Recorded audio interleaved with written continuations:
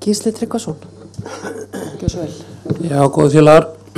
Ég vil minna þá sem að hafa efasemdir þessi ákveði að hér er ekki verið að tala að stækka kökuna eða auka skatta. Það er bara verið að tala að skiptinni jafnar. Það er að segja, ef að löggjafinn ákveður að einhverju þjónustu skuli sinnt af sveitarfélögum og henni skuli sinnt upp að vissu marki, þá skal löggjafinn sem fer að óbreyttu með fjárstjórnarvaldið tryggja nægilega tekjur.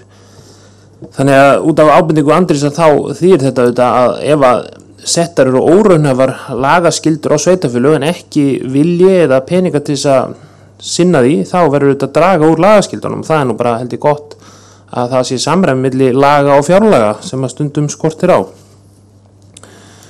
Nú, menn spyrja hvað þetta þýði með burði og tekjur. Það er búið að nefna það að burðir eru meðalans stærð, þannig að mér finnst það alls ekki neitt sjálfsagt að 100 manna sveitarfélag eigi bara að fá tekjur til að sinna öllu sem þarf að sinna. Mér finnst í þessu felast ábending að sveitarfélag þurfa að vera ákveðinni stærð til þess að vera bara hagkvæm eining og lýðræðisleg eining.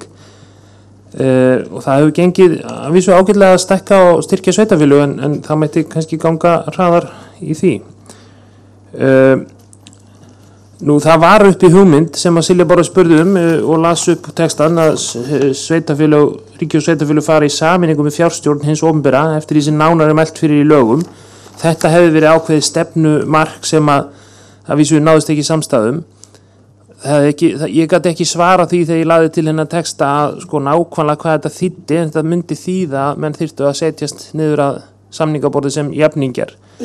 Einlegin hefði hins að verið að ganga lengra og segja bara að tekjur hins opinbera skulu skiptast jafnt 50-50 milli sveitarfélaga og ríkis nema annað sé samið.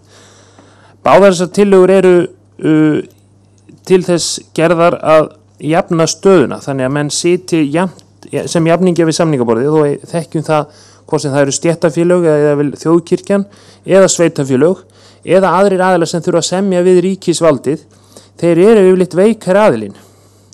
Og ef þeir hafa ekki eitthvað vopn á móti, hvort sem það er verkfallsvopn eða möguleikinn til þess að beita þrýstingi eða fara í mál, að þá er þetta oft mjög ójafn staða.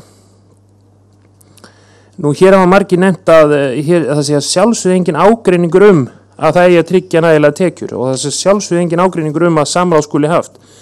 Ég held að vísu að það sé oft ágreiningur það og allavega fylgir ekki oft efndir loforðum og þá segir maður oft við samningaborði, ef þetta er svona sjálfsagt, af hverju má þá ekki skrifa það?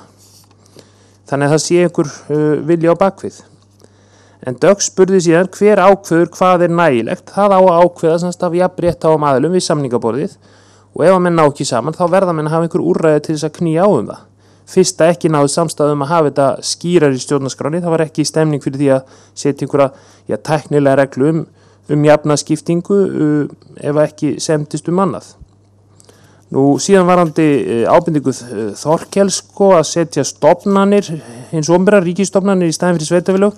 Það finnst mér nú fráleit samlíking en það eru auðvitað bara undir stofnanir ríkisvaldsins og þær heyra undir fjárveitingavald Alþingis og sitt fagráðuneyti, þannig að hér er enginn að leggja til að það veri eitthvað sjálfstæði tryggt ríkisstofnunum.